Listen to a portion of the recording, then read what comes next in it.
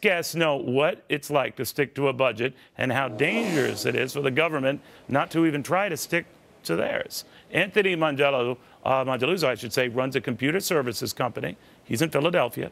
Ryan Tate operates a publishing concern in Oklahoma City. So Ryan, ended with you, begin with you. You ran a business this way. What would happen to you?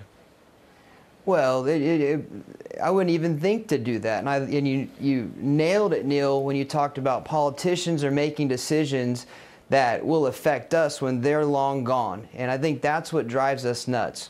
When I wake up in the morning, I look at our budgets, I look at what we brought in and what our expenses are, and it doesn't even cross my mind to think that it would be a good fiscal policy for me to go ahead and spend whenever I want to.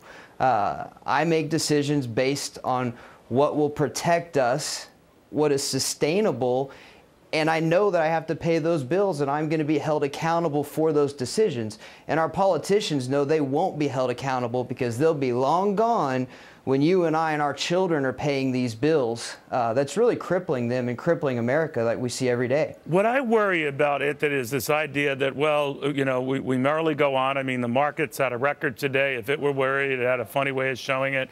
What do you tell people when you look at this and see what's on the horizon and see all this debt? No, eventually we'll have to pay it off. No, we're less than a decade away from half our budget being consumed by just interest payments on the debt. What do you tell people? Well, first, America is in need of politicians, statesmen, anyone who will do what's right. Right now, they're still just doing what's popular. And we've got to have people that will do what is not the popular thing, will do what is hard, but will make the best decisions. Well, you know, that gets them America. Thrown out of office. And Anthony, I mean, that's absolutely. what they fear, right? So what do you tell them? What do you tell them to do? Well, first Anthony of all, don't even... Go ahead, Anthony. Go ahead, Anthony. Oh, I was going to say the same thing. I mean, as a business and a business owner, I would give our government an F in terms of ratings. Now, the big problem is this. The people running D.C. are not business people. They've never had a budget. They have an unlimited printing press. You're not going to teach a fish how to walk, and you're not going to teach a politician how to do business. They need to be held accountable. Wait a minute. They did teach a shrimp how to run. That's if right. I remember and we're that paying particular for rabbits video. to get Swedish massages, too. So that's smart. It's a family show. Let's stick to the family aspect. All right, so now if we're going to ignore this, and this is 18 trillion now, you know, 9 trillion of this has happened over this administration. It's not the Republicans are without blame. It just piled up faster under this administration, and both parties seem to show a lack of resolve to addressing it. What happens to your businesses, and this is open to either of you, if we don't? Well, Neil, I'll jump in the because biggest problem that we have is that it creates it creates uncertainty for our customers. People aren't spending their money because they're afraid. They're afraid of their future. They're afraid of what tomorrow looks like. And when it comes out that our president and Congress, that they're willing to lie and deceive us and take the Affordable Care Act, they're willing to bet that they can get things passed on our stupidity, who knows what other decisions that are being made behind the scenes that you and I aren't privy to. And don't come to me and don't ask to raise my taxes until you get the budget squared away. I understand tax increases. I understand what needs to happen there. And there are certain instances where we need that.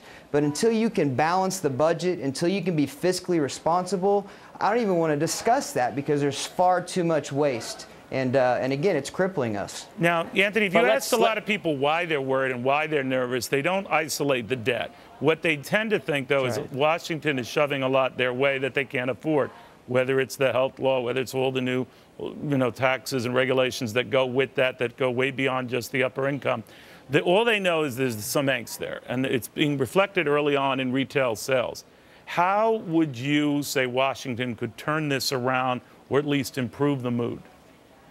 What Washington needs to do is they need to work with the small business owners. We're the people that are creating jobs. We're the people that are doing things. And the problem is every time you make a new tax, every time you put a new government program on, what ends up happening is we get hit as a small business owner. Our employees get hit. Some of our team members are up $300 a month on their health care just with these November renewals that we had. You need to foster small business. You need to work with businesses to create jobs and not essentially penalize people for trying to make a living and trying to create living for other people. You know, when our company, we create 50 jobs and we're growing faster and faster. Well, I hate to break it to you guys, and maybe this is a Fox alert, but just today the administration is establishing new guidelines for overtime pay and overtime workers, and you might have to shuffle your workers around again to account for that. Ryan, I hope I'm not telling you something you didn't hear, but no, we're Happy well Tuesday. aware of that. And but here's the other thing, Neil, that's frustrating, is that rule will change as well. Even look at the Affordable Care Act and all the work, all the money that small businesses, large businesses, that we spent preparing for what was getting ready to happen, that the rules keep getting changed on us. It's so hard to respond because we can't hold them to their word on these things. And Ryan, how I are we agree as with you on business that. owners You can't supposed to make decisions? Go ahead, finish that Yeah, thought. you can't play Monopoly and then change the rules mid-game. It creates an unfair advantage. And the That's right. advantage always seems to Washington. Gentlemen, I want to thank you. I want to thank you both. And I know this number gets lost in the sauce, but 18 trillion. I know it doesn't seem like much, and it's just $1 trillion every other year or so, but it's a lot. It's a lot of money, and Yes. it's all Thank on you, us. Neil. Thanks for Gentlemen, having us thank on. you.